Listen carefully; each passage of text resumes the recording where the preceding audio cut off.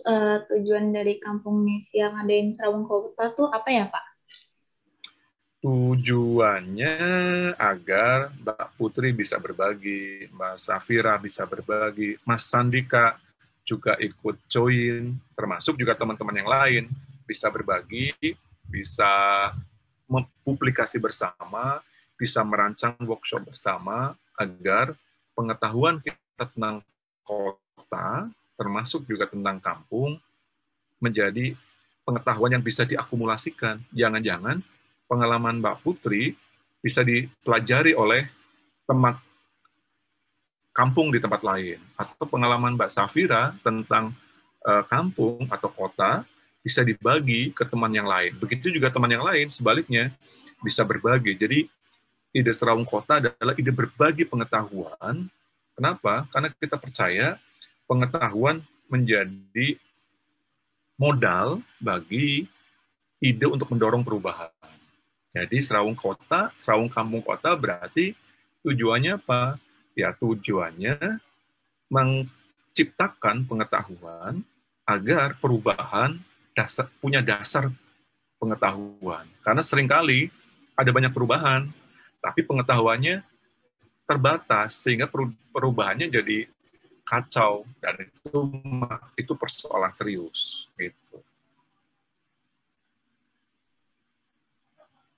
Nah, terus setahu saya nih, kan kalau Serawung Kampung Mhm. Kota 1 dan 2 tuh ada kolaborasi dengan pihak lain ya, Pak. Nah, kalau di Ya, Serawung Kampung Kota 3 ini bakal ada kolaborasi juga apa gimana ya, Pak? eh, semua semua skema kita,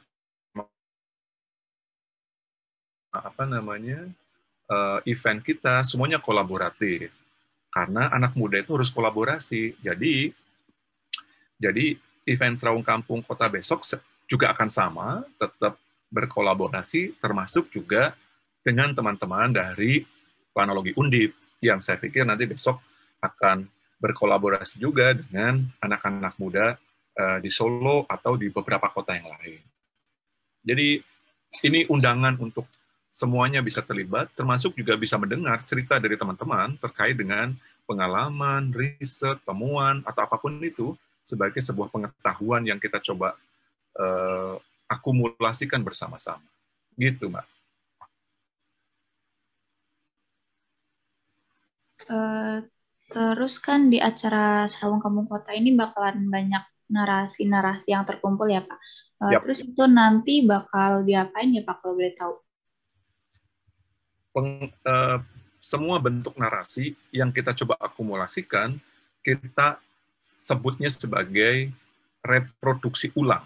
Jadi pengetahuannya kita distribusikan ulang, termasuk juga pengetahuan di kampung yang kita coba kembalikan lagi ke kampung atau kemudian kita bagikan secara luas. Kata kunci dari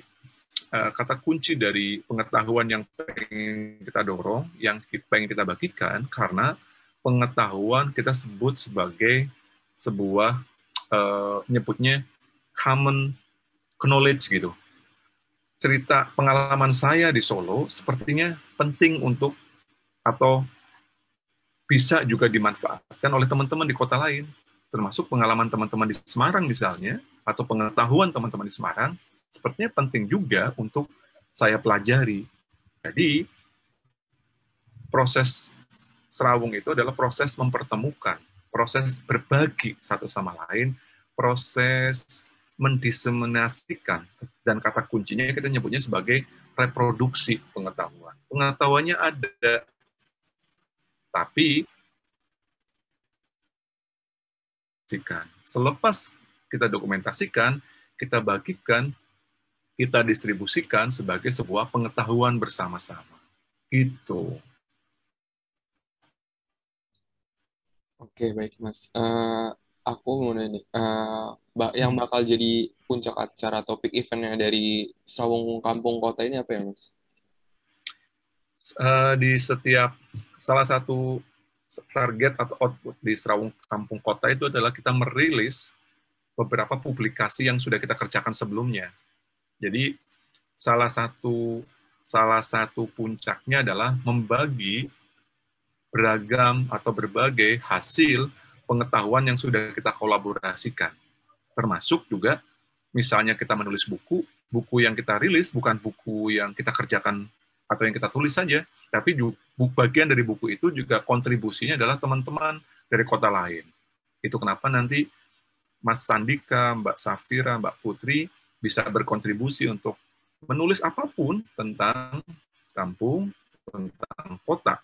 Itu kenapa kemudian makanya beberapa edisi kedua kita melaunching album, kita melaunching juga buku cerpen, beberapa komik dan seterusnya. Artinya kita pengen pengetahuan tentang kampung itu luas, inklusif, dan semua orang bisa terlibat atau partisipatif. Jadi ayolah semua orang bisa terlibat di dalamnya. Gitu, Mas Sandika. Oke, menarik ya Mas. Terus kalau ini kan tadi udah nih puncak acara. Terus kalau ada nggak sih ide biar hasil nanti dari Serawung Kotanya itu bisa tersampaikan ke masyarakat umum gitu? Saya pikir kalau misalnya harus disampaikan ke masyarakat umum gitu ya, tentu butuh cara lebih kompleks itu sekedar Serawung Kampung. Bahwa kemudian ia menjadi ide untuk dirujuk karena ia mengakumulasikan, itu yang coba kita lakukan. Bahwa kita mendorong perubahan pelan-pelan gitu ya, siapa tahu bisa. Tapi kalaupun nggak bisa, perubahan memang bukan tugas kita secara khusus kan, tapi kita percaya bahwa pengetahuan yang kita dorong itu bisa dimanfaatkan oleh siapapun, baik oleh kampus, teman-teman masyarakat sipil, NGO, atau para pengambil kebijakan tentang perubahan yang mau mereka rancang. Jadi karena tadi saya bilang pengetahuan adalah sesuatu yang bersifat umum, terbuka, dan bisa diakses oleh siapapun, yang saya sebut tadi common knowledge, maka ya otomatis semua orang bisa mengakses. Orang bisa mengcopy, menduplikasikan, dan seterusnya. Dan saya pikir kita harus memulai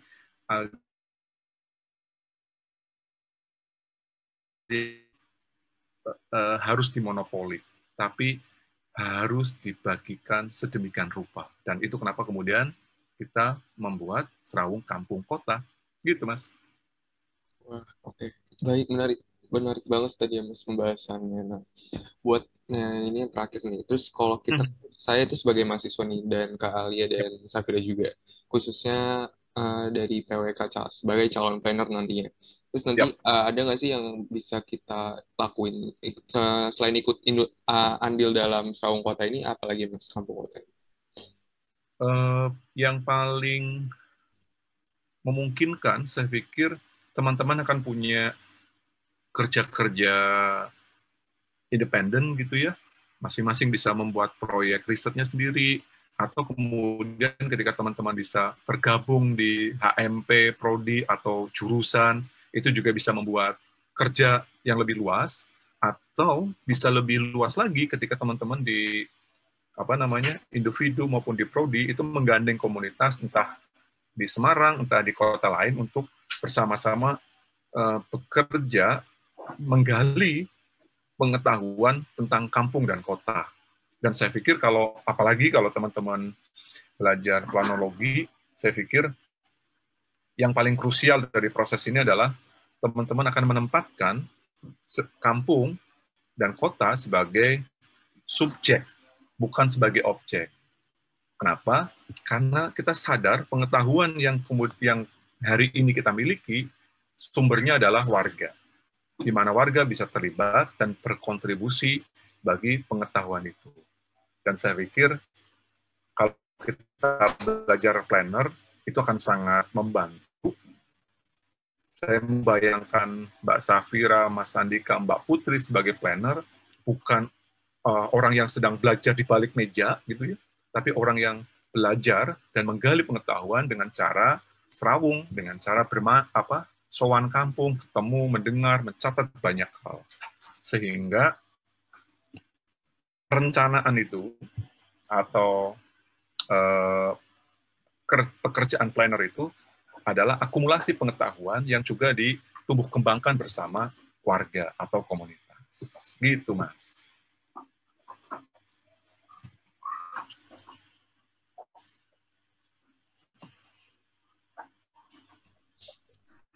Oke, baik. Menarik banget ya ini pembahasannya tentang kampung kota ini.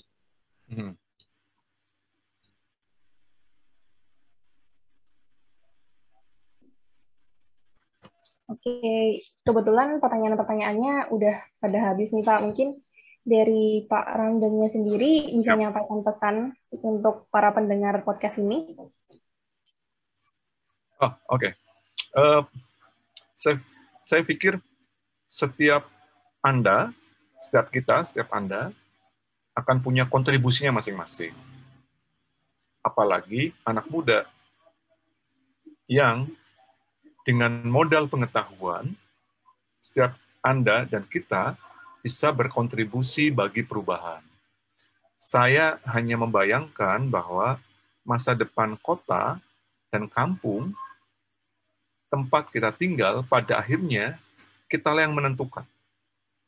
Pengetahuan kita atas kampung, atas sejarah masa lalu, menjadi penggerak dari perubahan wajah kampung atau kota ke depan. Kalau kita tidak mulai itu, maka perubahan di kampung atau di kota kemudian dimonopoli oleh orang lain. Dimonopoli oleh pemilik modal, dimonopoli oleh politisi, dimonopoli oleh birokrasi. Dan seringkali perubahan-perubahan yang didirect dengan model seperti itu meninggalkan kita sebagai warga di belakang. Itu kenapa kemudian sepertinya kita harus mulai menggali pengetahuan dan menjadikan pengetahuan kita semuanya sebagai modal perubahan. Karena perubahan tanpa pengetahuan menjadi beresiko. Tapi perubahan dengan pengetahuan, maka dia akan menjadi sebuah perencanaan yang baik. Dan saya pikir perencanaan yang baik akan mewujudkan kota, kampung yang nyaman dan layak untuk kita tinggali hari ini, besok, atau di masa depan. Begitu. Keren banget nih close statement-nya. Selamat.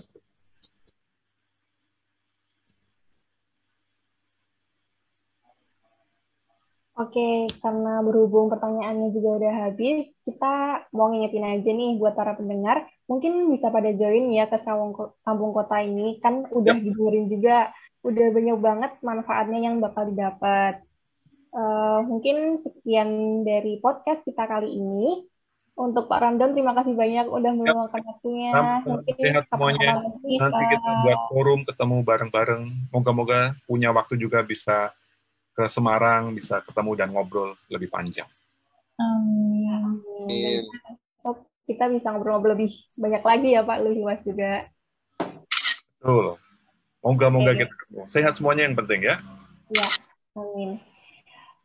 Mungkin untuk ngobrol bangun komunitas kali ini kita sudahi dulu. Terima kasih untuk para pendengar sudah mendengarkan. Sekian dari kami. Wassalamualaikum warahmatullahi wabarakatuh.